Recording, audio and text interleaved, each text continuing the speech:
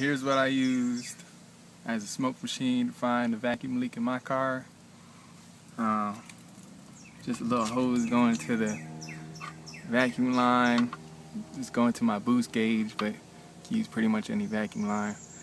You got the air nozzle taped open, so I can run the air in there.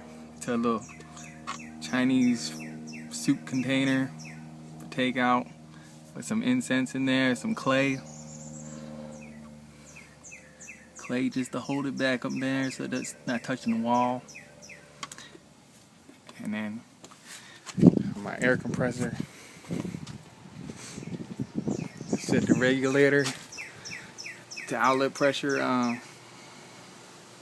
about 10,